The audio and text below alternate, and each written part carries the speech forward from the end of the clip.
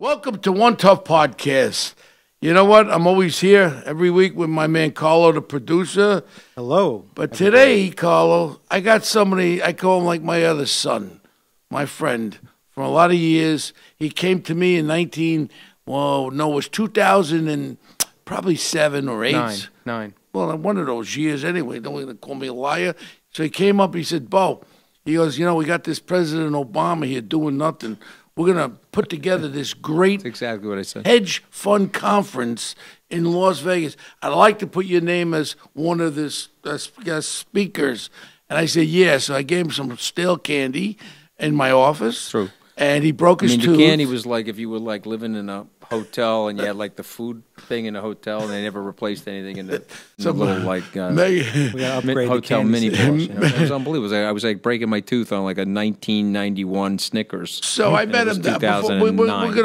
We're going to talk about something before we go back to that. All right. Well, Anthony is one of the most successful Harvard Tuffy School. Is that called Tuffy School? What's Tufts, yeah, that school sucked, but Harvard was great. Harvard, you're a guy that I admire very much.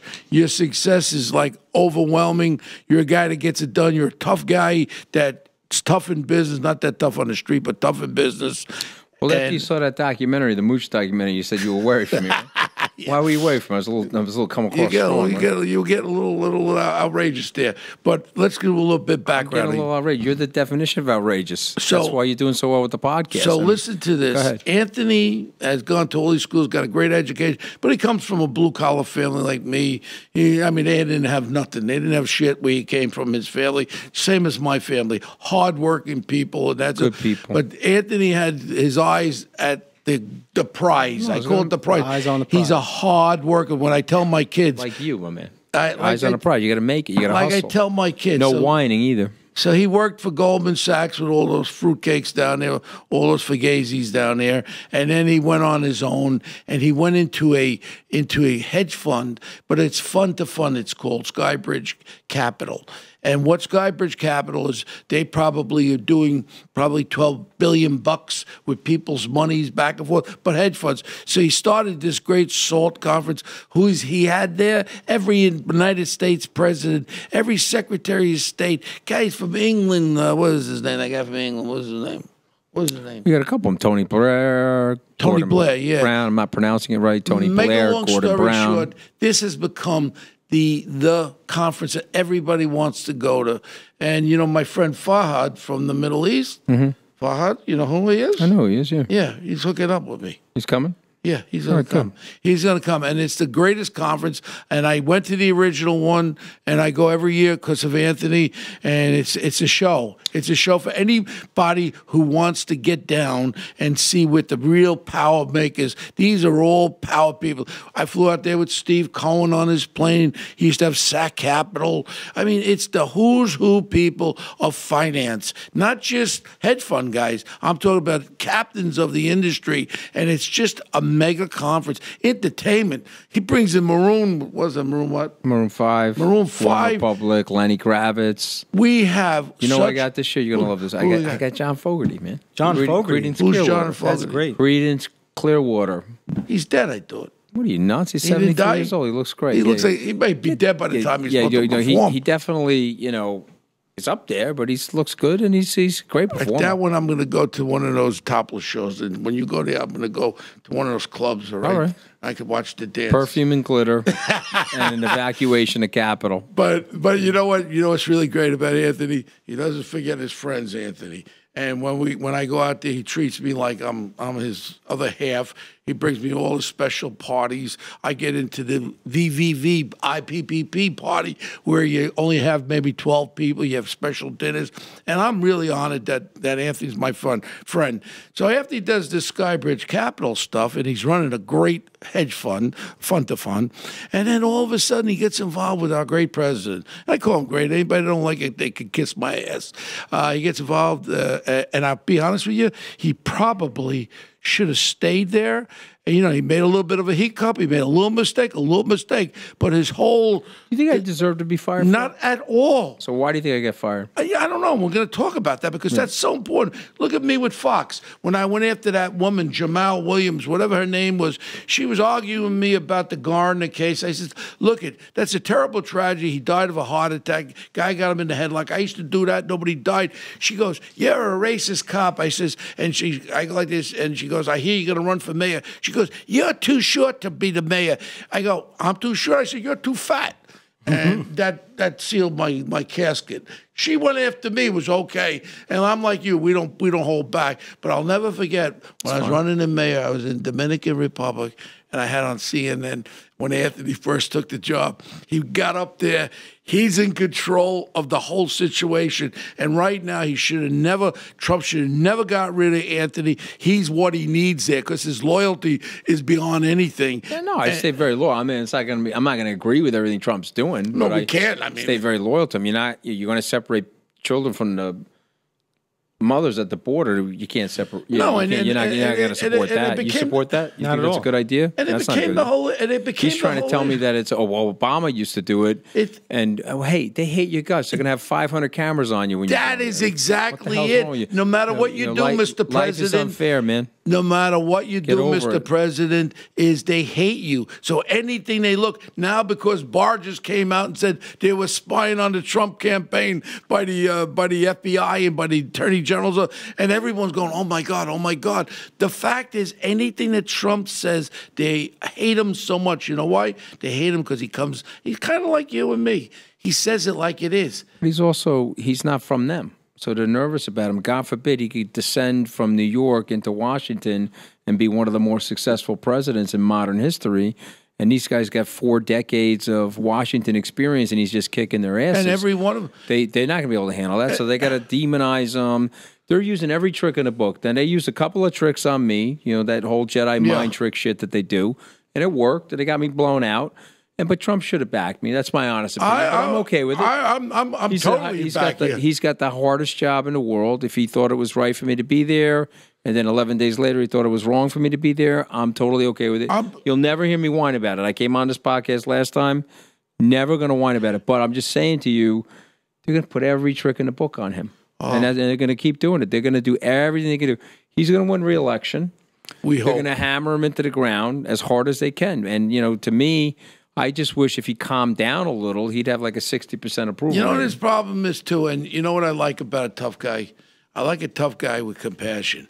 If you do something wrong, like we had a little something when I was running for mayor, and I said, you know, I'm all stressed out. I'm sorry, because I went after you, and I said some nasty things, you know, during that time. But no, I'm making a point here. I'm making a point. The point is compassion with strength. If you say something wrong, Donald, I don't know about Donald Trump, have you ever heard him say, I'm sorry? 3 times. He said he was sorry when he got caught with the Access Hollywood tape when he was grabbing him by the pussy. He did say, I'm sorry. Grabbing him by the pussy. 11:58 p.m., he said he was sorry. He said he was sorry to Theresa May last July when he said, you know, I'm very sorry I took that interview with the tabloid. I didn't realize it was going to cause you a problem. And then the 3rd time that he said that he was sorry, he apologized to the original Pocahontas for comparing Elizabeth Warren to her. He said he didn't think that was fair to Pocahontas or the Pocahontas family. 3 apologies. I just want to say, look, I'm sorry that I compared Elizabeth Warren to the original Pocahontas. It wasn't fair to Pocahontas. Yeah. So that was the 3rd time. Well, I'm talking about if you want to get things done, compromise is so important. But you know what? Honestly, the way they hate him, they have a vileness towards him. And then you get this Ocasio-Dapa who has no clue about life, and this other Muslim chick there from Ilhan Omar. Yeah, and they're out there. They want to just flatten this country out. And I mean, the left has to look at one thing.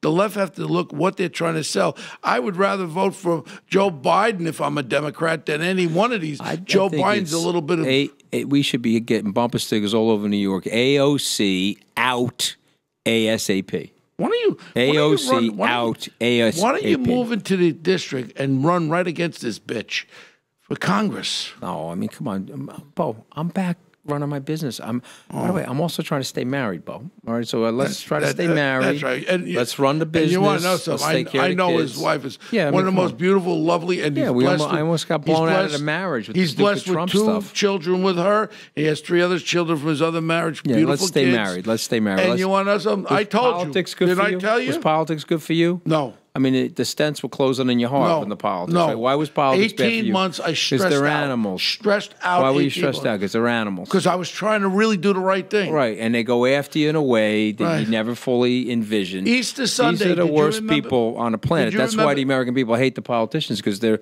literally the worst people that you could ever come across. What did Trump say about the politicians? Let me just finish. What did he say?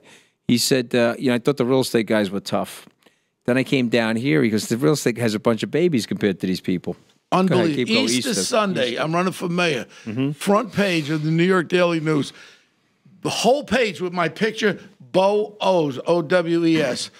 Easter Sunday, so my kids, I was out in the Hamptons, my kids are calling, Daddy, did you get arrested? What happened? Yeah, it was, first of all, it was an offer of compromise about me living in the city when I was out the 188 days. I fought it for 10, 12 years. Finally, when I ran for mayor, I said, look, I'll give you, it was, the original thing was $100,000, but penalty and interest went to 188. I said, I'll give you $250,000 and I'll give you $50,000 every 6 months or something. I made an offer of compromise. They didn't tell you that.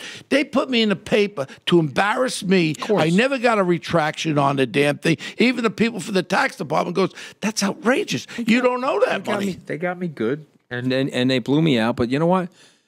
You also got more fame from it. Like I told Trump, you made me as famous as Melania and Ivanka. I didn't have to sleep with you or be your daughter, so it's fine. I mean, at the end of the day, what you got to do in life is never whine and never complain, okay? Because, my kids tell me that life is unfair. I laugh. I said, it is unfair, and you've won the lottery, okay? You're on the right side of life, so just take it chill, enjoy your life, get through it, and, things aren't going to ever be perfect, let's face it. But you know what? I mean, it had to be so frigging exciting to be. I mean, you were the communication director, but in reality, you in the realm of the top 5, including the president of the country. I mean, that had to be exciting run, no? Yeah, yes, but I mean, Bo, I'm a grounded guy like you. I didn't really care about any of that sort of nonsense. What I really cared about was, okay, how are we going to do a good job for him? How are we going to promote policies that are going to help the people that we grew up with better their lives? And how are we going to see if we can stop some of this nonsense in Washington? These people have failed the country. $21 trillion in debt. They killed 1 million people in the Middle East. They wounded 70,000 servicemen and women. They killed 7,000 servicemen and women. 22 are dying a day to PTSD. Education system sucks. Crumbling infrastructure. No industrial policy. The Chinese, 25 years for the Chinese is a second. We have no 25-year plan to fix anything in America. These people absolutely and totally suck. And they're very, very mean. They're very, very dishonest. And if you want to get somebody normal into the game that looks at it and says, I'm not going to care about left or right, but I'm really focused on right or wrong. What's right or wrong for America, not what's left or right for America, they're going to try to annihilate you. When you were in the communication, as a communication director, were you involved at all with Cohen and with the Secretary of, what's the Secretary called, with the Commerce and all that? Wilbur Ross? Yeah, were you involved with speaking to them? I mean, your abundance of knowledge of every aspect about the economy, and I mean, I've watched you on shows. There are no questions you can't answer. Well, I appreciate that. No, I mean, and everything. Michael was still tight with the president when I was there. When I was there, I was in a study with the president. Michael came in through the Oval Office. The president got up to go talk to him. They were still tight. Michael? You're talking about Michael Cohen, right? No, I'm talking about Cohen from Goldman. Gary Cohen. Oh, Gary Cohen. Okay, no, different guy. Michael. No, Michael's like Fredo. Yeah, that was a mistake. Michael made a mistake. You don't do what Michael's doing. No, you know that. I know that. And I know Michael for a long time, but he's like Fredo. He's like a rat. I like Michael, but you don't do it. You don't grow up in a neighborhood like you or me and become a rat. And do what Michael's doing. So that was no. wrong. What I was trying to get at is with Gary Cohen. Well, I talked to Gary yesterday. But like I was trying to say, he may take over a bank, big bank there. That one's going down there. What's that called? Bank America, I think. Wells Fargo, I think it is. Wells, yeah, well, look, but the point is, were you? Because, like I say, I've listened to you for years at the fund conferences when you interview people. He doesn't have cue cards. He doesn't have a teleprompter. Scooch, goes right at him and knows the particulars about the economy, what parts are failing, what you have to do to build it up. Are you a little afraid of where we're going? Yeah, so, I want to tack on to those questions. Of course I'm afraid where we're going. The great news about where we're going, though, is that there's so much technological innovation, biotechnological innovation, that despite having some of the worst politicians in the nation's history and the worst policies, because we have so much quantum and exponential technological growth and innovation, we may save ourselves. To give an example, Obamacare sucks. Just look at it. It totally sucks. Having said that, improvements in biotechnology, improvements in medical technology, we're reducing the per capita rate of medical delivery to people. They thought it was going to go up and be 30% of GDP. It's at 23 now, but it's on its way back to 10. And people are getting fixed faster and getting out of the hospital. That's what I'm saying. So the irony is our politicians completely suck. These are some of the worst people on the planet. And but we let them have it. You know what they did to us, Bo? They act like complete assholes. And so what ends up happening is normal people say, okay, I don't want any part of that. They don't even vote. And that plays right into the politician's ability to stay in power. So what we got to do is we got to get normal people out to vote. You know what I'm going to work on? I'm not going to be a politician, but work on normal people. Hey, you live in a city of New York. You're a minority partner in your own life, okay? 53 cents comes out of your wallet. You get to keep 47 cents. 58? No, 53. 53. Okay, yeah. 53. So $1 comes in, you're working your ass off. Yeah. $1 comes in, you get to keep 47. Yeah. Your partners are Bill de Blasio, Andrew Cuomo, and Donald J. Trump. Okay, now look, they're not the best partner. Trump's a great partner. He's trying to fix it. But those other two guys, look what they did to the state. I mean, look, I like Andrew. Him and I have personal friends, but $175 billion budget. Where's the money? That's what I want to know. Where is it going? Where are the bridges and roads and tunnels and airports? Happening. And what about the education? Where's the money, guys? Okay, listen, you got 19 million people. You got $175 billion budget. Where's the money? Where is the money? We were even talking about with the city. And the people know. New York people City, are so tired Anthony, of it. When you get almost $1 billion by the mayor's wife who never ran a lemonade stand, she doesn't know what the hell she's doing with the mental illness that's on the streets. In our classrooms, we have mentally ill children. They can't remove them. They can't monitor these kids. Also on Rikers Island, she says she spent all this money going to senior citizens' home. When you're 87 years old, if you make it there, you're depressed. But my point is, this is just one facsimile of what's going on. When I ran for mayor about the housing, hell, you should have brought private people in if they couldn't take care of the housing authority. And then on top of the schools, my daughter's a teacher in the South Bronx. The kids are being pushed through. They can't read and write. That's a good thing for black and Hispanic children. They don't care. They're going to write a nasty story about you, put you on the front page of the Daily News, and that'll stop a normal person. Did you see that woman that was testifying yesterday? That black young lady was testifying. Candace Owens, yeah, she did a good job. Unbelievable. She was saying, enough already. This is all baloney. They just want us to feel bad about ourselves, but they're not helping. Nobody's helping us, but they're not telling us the facts. And people go after her all day, every day. Well, let me tell you something. He's at 6% of the vote last time, Donald J. Trump. He goes to 10. It's over. He goes to 15. It's permanently over for them. So the joke is you destroyed the inner cities with your left-leaning policies. The joke is you've destroyed the aspirational opportunity of these people. So now you got them dependent on you. So there's a large part of them say, look, I don't care. I'll vote for you. Just give me the free stuff. But there's a large group of them that say, wait a minute, I don't want that. I want an opportunity. One of Trump's best lines in 2016 was, what the hell do you have to lose? You remember he said that? He spoke in Chicago. He was in Chicago, in the inner city, people killing each other, drugs, well, that was part of my crumbling schools. Part of my what the hell do you have to lose? Before Bill Shine left, I talked to Bill. He was setting up something where I was going to go with the president to Chicago and talk about the federal RICO being in Why did Bill leave, do you know? What's that? Why did Bill leave? I think it was... you know what? He didn't have a personality like you. That's how I can say it. He wasn't an extrovert guy that took charge. Bill, I love. Well, he lasted a lot longer than me. I mean, if you want to measure him on mooches, he probably lasted like 200 mooches. No, but the point is, right, had to last like 200 days, I think Trump wants a personality like you to spiel what he wants to do. Trump doesn't like co-stars. You know that, and I don't know. Yeah, but you don't like people that are.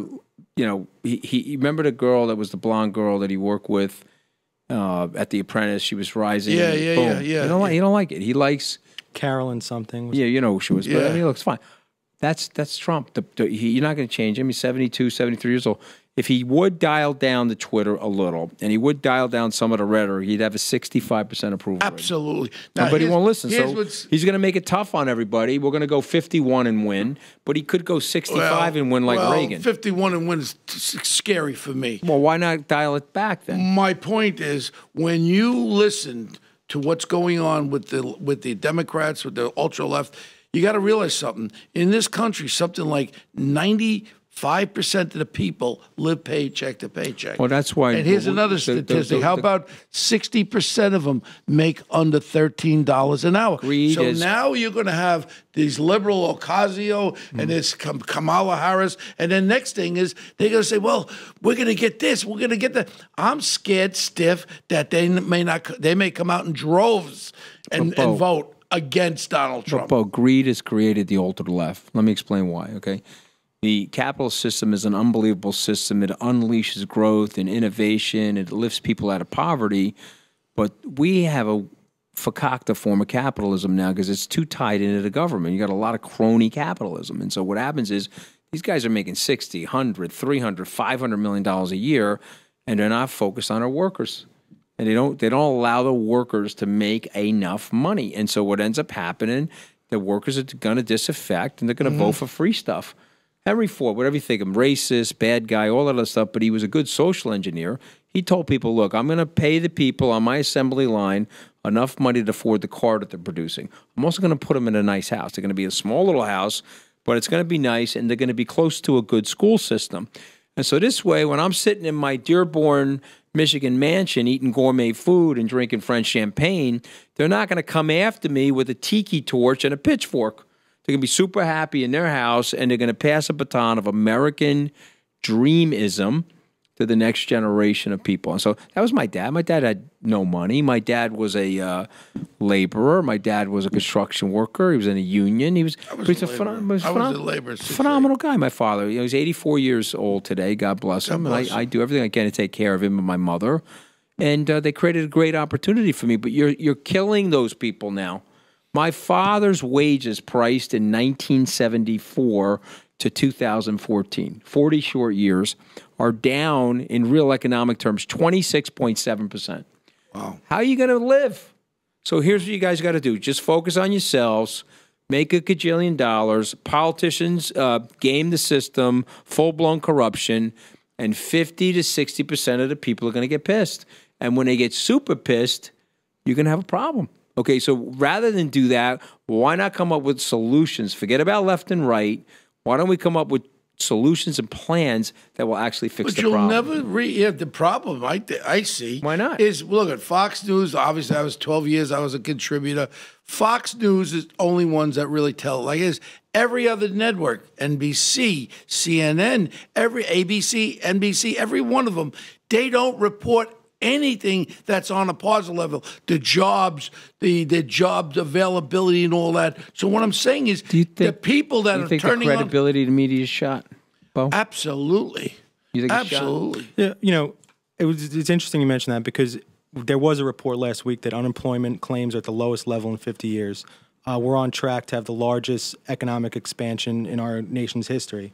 But to your point, Anthony, there are a lot of disaffected people. There's people my age, my generation, that are saddled with student debt, their wages aren't rising. They have to postpone their life milestones, purchasing a home, getting married, having children. So, you know, you said there has to be solutions. Where do you see the solutions for? Again, I mean, let me give you the bad news. This is why the politicians will never say this. There's no immediate solution. Mm-hmm. This took 30 to 40 years to put us in the ditch that we're in terms of that divide. And so it's going to take 25 years to fix it. So you need a 25-year infrastructure plan. You need a 25-year industrial policy plan. You need a jobs training and technical skills training, cultural transformation where you got to tell people it's okay if you don't go to a 4-year college. You know, I got plumbers and sheetrock people that are working in my house right now. They're making great money and they're surviving and they get great. My cousin's an auto glass installer out on Long Island. My cousin Augie, he's done phenomenally well. Did he go to college? He did not go to college. I didn't go to college. So we have to transform the culture and the way we think about success and who we are. We can do all of these things, but the jobs and the conversion of that activity is not going to come back in a day, an hour, or a 2 or a 4-year term. But over 25 years with the right strategic planning, it could come back. But I submit to both of you rhetorically, tell me the politician you know that has a 25-year plan for America. You know any? I don't know any, but you know another thing that I want to add. It's a joke. No. With the rise in automation, you know, more jobs are being automated, and now it's even affecting the service economy. There's AI technology that can do a lot of work that clerical workers do. Truck drivers are going to soon be out of jobs. You know, with that 25-year plan, what happens? Okay, so that's why it has to be a 25-year plan, because there'll be levels of dislocation, just like there was in the Industrial Revolution. When we moved from an agrarian society to an urban service society, there was massive amounts of dislocation. But if you look at the society today and you measure its wealth, we're all doing so much better. When people bring that up to me, I say, okay, I want you to imagine you're in 1919. I'm going to give you $150,000 of 1919 dollars. That's about $4.5 million of today's purchasing power. You're going to live like a king in 1919, but you got to live in 1919. Or I'll give you $150,000 in 2019, and you can live in 2019. Most people will take living in 2019 on the lower amount of purchasing power, because look at the access. So much easier. Yeah, what I'm saying. The access to drugs, technology, $300 flight down to Florida. You're living like a king. You're not flying in 1919. Okay, you're not getting the drug and health care that you're getting in 2019 versus 1919. So the society has quantumly left up and made everybody more prosperous as a result of capitalism. But it has created an unevenness that it shouldn't be creating. There should be governmental forces that are not socialistic, that are free market in their basis and incentivizing people to help other people in the system. Do you think, okay. Listen, and so yes, it would take 25 years. We shouldn't be overly worried about the automation, because it'll be fine. Anthony, you're an economist. I got to describe. I'm a trained economist. You're a lawyer, you're an economist. Whatever happened, we talked about it prior to this election, whatever happened to the flat tax across the board, whether you're making billions of dollars, and get rid of some, you know what bothers people? What bothers me too? Every one of my real estate partners, they pay no freaking tax. Depreciation, appreciation.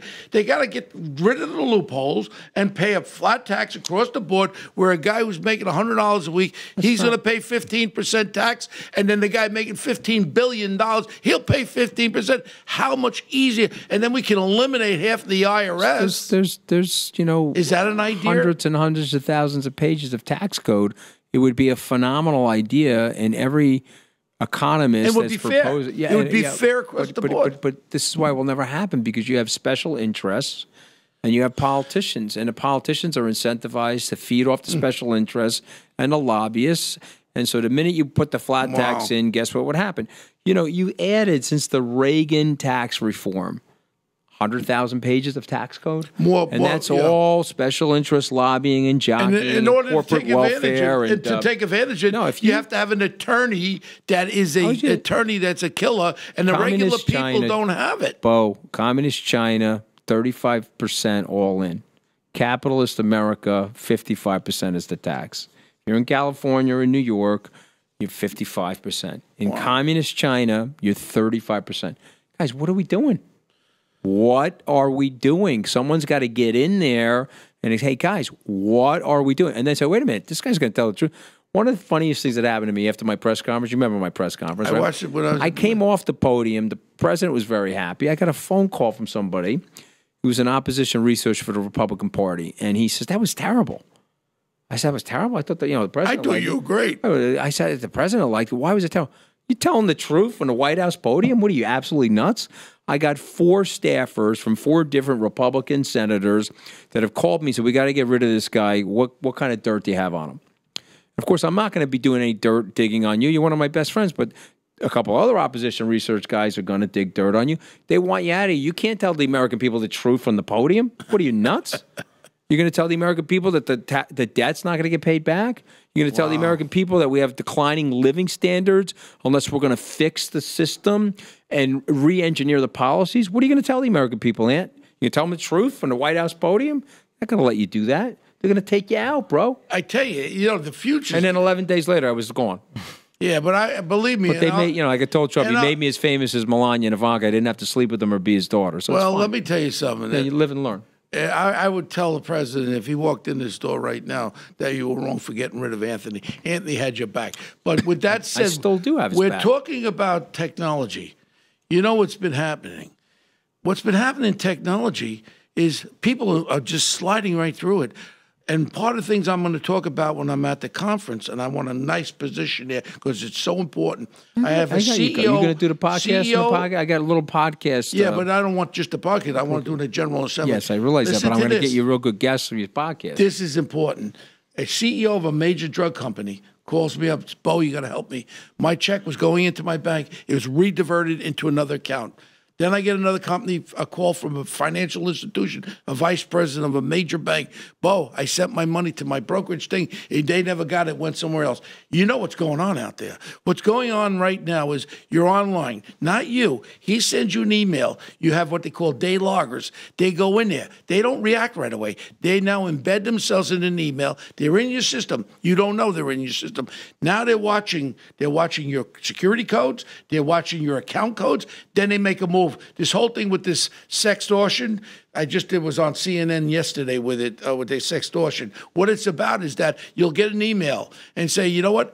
Here's your password, because they see that they've been monitored. When they keylogged, they sit in there, they put what they call malware in there. I've gotten those things. I just ignore them. They say, here's your password. No, we caught you on like a porno site. No, we need your money. You're ignoring that. But what if you're doing business on your computer with your bank, with your account number, and they start moving stuff around? My point is, this is one of the most, and I've been getting calls on it. What the company that Danny and I put together, we bought the 3 patents. It's called keystroke encryption. Whenever you do a keystroke on your mobile device or on your computer, it takes it right down to the kernel. It encrypts it right down. So if someone breaks into your computer, they cannot see any of your codes. They can't see your personal account code. That's like me breaking into your house, Anthony, and you have everything bolted down. You can't bring it out. This is what I'm going to be talking about, one of the main issues at your SOAR conference, because everyone will become a victim of cyber fraud. No, believe me, I got, this is what happens in your businesses now, right? I got tons of regulation from the government, so I got 10 or 12 people running on that. And you got the cyber stuff. I've got to have at least 10 or 15 people to protecting integrity of our account information, our security, and all that other stuff. But this keystroke encryption is so important. And by the way, as Bo knows, and the cliche is, the 2 types of companies, those who have been hacked and those who will be, or those who think they haven't but actually have as well. Well, it's like masturbation. When someone tells me they don't masturbate, they're lying, right? There's people that masturbate, and there's people that are lying and say that they don't masturbate. I did yesterday, Anthony. Well, you didn't have to tell us that, but we knew that, Bo, just by looking how relaxed you are right now. Yeah, okay. We knew that you. But the point is this: a lot of people don't realize these are what they call keyloggers, and they're out there surfing the web. Then they have the dark web. We search the dark web. I could search the dark web on you right now, my people. We can find out if any of your account codes are on the dark web. They actually put them on the dark web. This is one of the most important things that I want to talk about at the SOAR conference, because every one of these hedge funds could be disseminated and dismantled like real quick. If they make an all-out attack, they could remove money from accounts, train accounts. Even with SkyBridge, you got to get the keystroke encryption in there. This way, if you get breached, because I used to be the spokesman for RSA, remember? They were part of EMC. Dell took them over. I actually did a keynote speech for the president of RSA, and like they said, I remember. In reality, you can't stop the hackers. They go over, under, through, but you can stop the hackers from getting pertinent information with the keystroke encryption. Oh, every time I've had you out there, you give a great speech, and one contribution I've made to your life, you no longer have stale candy in your office. Okay? Fresh candy. You always have fresh candy now. Anthony, real quick, we were talking a little bit about policies that allow capitalists to improve the economy. Can you talk a little bit about opportunity zones and the funds that you're putting together? Just quickly. I mean, it's an amazing program adopted by the Trump administration, but actually started by Sean Parker and championed by Cory Booker. So it's a left and right-leaning idea, and those are great ideas. And so what is it? there's 20% of our country that's now been designated as opportunity zones. They took the 2010 census. They said if there's 20% of the people that are living in those areas that are below the poverty line, this will be designated by the United States government as an opportunity zone. So if you live in one of those areas, the United States is now telling people that they can invest their money in those areas and improve those areas. They can get a return on their capital investment without any taxes. So there's three components to it. Ready? I bought Microsoft stock for $1. I sold it for $101. I now have a capital gain of $100. I can roll it into an opportunity zone. Instead of paying the 20% capital gain, they'll allow me to defer it for 7 years. And at the end of the 7th year, I pay a 17% capital gain or a 15% reduction. And you can use that money. And then now the money's in the zone. If I can hold it in there for 10 years, I get that money tax-free. So in quick summary, it's tax deferral, it's a tax discount, and then on the return in the zone to help improve those areas, it's tax elimination. So it's deferral, discount, and elimination. And I just spoke at an event with Steve Witkoff, one of my ex-partner, one of Bo's good friends. And I got to tell you something. This is going to be phenomenal. Stephen Mnuchin from the Treasury Secretary, he believes that this will be a $100 billion project for the United States. $100 billion of infrastructure will be released into these zones. Yeah, but correct. You got to build. So SkyBridge is. Hold on. You in those opportunities. You got to develop. You have to develop affordable property. You can't do what they did in the West Side Yards over here. You can't afford it. That's going to be a big bubble that's going to pop. My friend Steve Ross built something over there, and there ain't no regular people that could go over there. You can't rent. You can't buy. You can't do anything over there. You have done nothing for the city. He didn't have one apartment that is affordable apartment over there. Well, I'm going to defend him for a second because one of the things that had to happen is there were 3 or 4 low-income housing areas, but I think it's not enough is what you're probably saying. No. At West Side Yards, none. No. Bo, I swear to God, because, I'm in the Big Brother program for 28 years. One of the kids that was 13 years old when I was in the Big Brother program 28 years ago is now 41. And he works as a security guard at night. And he grew up in the Bronx, up on Loring Place. And he is living in a subsidized housing that was created by related companies. Not in the West Side Yards. It's pretty close. I'll give you the address. Not in West Side Yards. It's about 3 blocks away. That was one of the things. About 3 blocks away. When Steve took it over, this $25 billion, that was part of the deal. They did not have to put the 80-20, none of that stuff. No, it's not 80-20. That's the point. But there was some built. But you're right. But here's the thing: in those areas, you're going to build some low-income housing. You're going to renovate parts of the area. We're building a hotel right now in New Orleans. New Orleans was devastated by Hurricane Katrina. In a zone. So we're going to have the first flagged Virgin Atlantic. Who's we? Well, SkyBridge Opportunity Zone Fund. Yeah, I want to get in. Our sub-advisor is Westport Capital. I want to get in, okay? See, Bo's got, those are Italian signals. For those of you that are listening at home, those Benjamins, we call those Italian signals in my neighborhood, okay? Where's the Viagra in here? Where are the blue pills in here? There's usually a few of those, too. But, so you really understand this. I like this. You know who's involved with this, too? Anthony also. Used to be with Cantor. I know Anthony. He's doing a big initiative. So is Steve jumping into this? Steve's jumping into it as well. Yeah, he's got a couple of projects. He just gave a great presentation. He's a very good speaker. Williamsburg Hotel. He's very smart. Yeah. But most important, the last book how many books have you written? 4 books. And what's the names of them? Well, the one book I really want to write is Something called up a 50 Shades of Hedge Funds. That's the one I want to write. Yeah, it's going to be a profile of Bo Dietl. Some rabbit's ass or something? What was that called? Yeah, it's called Up Bo Dietl's Ass. It was a bestseller. No, what was the thing with the rabbit Hopping hole? over the rabbit hole. You try to avoid mistakes. How an entrepreneur turns failure into success. That was one. Come on. Wall Street Journal bestseller. Next. Trump, the blue-collar president. That was fun because the liberals are like, that guy's not blue-collar. I said, look, Trump was born with a golden toilet seat under his hiney. And if you've ever been to Trump's apartment, it looks like Louis XIV smoked crystal meth and decorated the place, right? So, He's not blue collar, but he did get the blue collar people to vote for him. And I explained, I explained in the book why. I'm meeting Bernie Carrick now for lunch, but you know who says hello to you? I'm having the drinks with Keith Schiller tonight. Yeah, great guy. Up at the joint on good. 14th Street. Okay, good. Yeah, awesome. yeah. He's a good man. Please tell him I say hi. Yeah. He's down in Boca now, right? Yeah, he's doing very well. He's got stuff with International. He met a lot of people. God bless. He's a good, loyal guy, too. So, you know what? What we do every week is we wrap the show up with something. It could be a person or something that really bothers you, Anthony. What is your punk of the week? My punk of the week? Yeah, it could be a person or an issue. My punk of the week. My punk of the week is Rancid Penis, who's also called Reince Priebus. I mean, he's the punk of the week. Still? Yeah, terrible guy.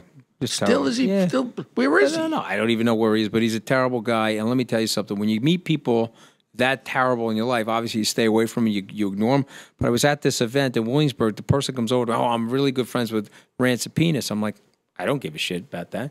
The guy was an unbelievably dishonest and terrible guy, and he's one of the creatures from the Black Lagoon. So he's not the punk of the week. He's not the punk of the month. He's not the punk of the fucking year. He is the punk of the century. Okay, well, low-life punk. You know, when I met him, I was on Hannity's show. He was low-life punk. So I go on Hannity's show. I didn't even know who he was. He looked like a little troll. So I go on his show after we finished. That could be one of the problems. I didn't even know. I didn't even see the blip underneath. He was the head of the Republican Party. He gives me his card. He says, "You're the head of the Republican Party?" I said, excuse my language, that's why it's so effed up, the Republican Party. Yeah, no, that's why it's probably so. Who's your punk of the week? My punk of the week is a guy named Ed Cox. Ed Cox singularly has destroyed what has been the Republican Party in the great state of New York, my hometown. His claim to fame is he injected Nixon's daughter with a little pregnation, and he became a son-in-law of Nixon. He has destroyed this Republican Party. He runs garbage counties. He doesn't know what the hell he's doing. I told him to his face, you've single-handedly destroyed the Republican Party in this state. He looks at me, and he's tall. He's big, like Big Bird de Blasio. For some reason, these big guys see me, they're a little nervous because they know I'm a little psychopathic. He's a punk, and I called him a punk to his face. Yeah. He says to me, you know, Bo, he goes, you should drop out of the campaign. I said, no, you should let me do this Wilson Bakula. Let me run against the gal from Staten Island. If she beats me, I'll drop out and support her. He couldn't do it. I went to Queens County. I won 17-3 against. I said, I have a name. I could beat this guy up. I got more of a shot than she would have. And then I had to run. When I look at the ballot, I looked at the ballot, Anthony, you know what I love about the mayor's here. I couldn't find my name. I was on the bottom next to some Chinese guy. You know what I love about you, Bo? You picked the same person that I picked. I picked the RNC chair. You picked the RNC state chair. You see that? So you and I are very similar, Bo. That's why we should never be politicians. We should have beautiful podcasts, hang out with our families. And what we should do is try to get people into the system, though, and start voting and start offering up ideas of reform. One thing I love about Trump, and a lot of people don't like him, but I'll tell you what I love about him. He is trying to change and reform a very, very broken system. Okay, and we know it's broken. Everybody knows it's broken. But it's the Ed Coxes, whatever that guy's name is, and the Rancid Penises, that they do all these little shenanigans to keep the system broken so they can stay in power. Empower yourself. If you're listening to this podcast, register yourself to vote. Get out there and vote. And buy a bumper sticker from Bo Dietl's podcast store, AOC out ASAP. Okay, we got to make those. We got to make those. Let's put that on AOC out ASAP. You know what? Let's do that. Let's start it tonight on the podcast with my intelligent friend Anthony Scaramucci. AOC out ASAP. I got to sign up. I got to go to Bloomberg. No, but listen, Bloomberg? Okay. I'm going to Bloomberg Television. Got to fix my hair. You know why Bloomberg didn't run, right? My tie. Why? Why? All right. Okay. All right. So they know hear that? Yes, I know. Did you hear that? Of course I heard that. All right, okay. That's code, Carlo. All right. I don't even mention it. Okay, please. I have a great life, and I don't need people mentioning that. How can people get to you? What's your all your social shit? Yeah, at Scaramucci. SCARAMUCCI. I'm at Scaramucci on Instagram, at Scaramucci on Twitter. You find me there. I follow everybody because I'm shadow banned because I hate conservatives. So just send me a direct message from one of those. And how do they get us? All right. You could follow us on social media. We're at One Tough Podcast on Twitter. Bo is at Bo Deedle on Twitter and at The Real Bo Deedle on Instagram. I'm CJ Coutinho on all platforms. We appreciate our fans. You could find the show wherever you get podcasts. Make sure you subscribe, give us a great review, and follow us, OG Podcast on Twitter. Email all your questions, onetoughpodcast@gmail.com. Anthony Scaramucci, returning guest. What speakers are we going to have at the SWAL conference in Vegas in May? A whole collective mix. John Kelly, Susan Rice, Valerie Jarrett, Nikki Haley. You got people like Mark Cuban coming, Steve Case. You got this is cool shit. I mean, it's an unbelievable. This is a happening buffet table of different people. Leslie Odom Jr. that was in Hamilton. And Michael Milken from the Milken Conference coming to my conference. We never mentioned the Mooch documentary though, but I'll tell you that was a lot of fun. Hold on a second. Yeah, before we go, there's still. I gotta go though. Okay. Where can we find the Mooch documentary? You just go to Amazon or you go to Apple, the iTunes store. You watch the Mooch documentary. A little tough. It's a little tough for the. He told me after the documentary, he said, "Man, you're a tough little son of a bitch. What do you want me to be, Bo? How do you think I got here, Bo? I can't go from the family I went from to where I am today without staying in the cockpit and taking some heat. Okay, but also, if you're coming after me, as was evidence in that podcast, guess what I'm going to do? I'm going to come after you.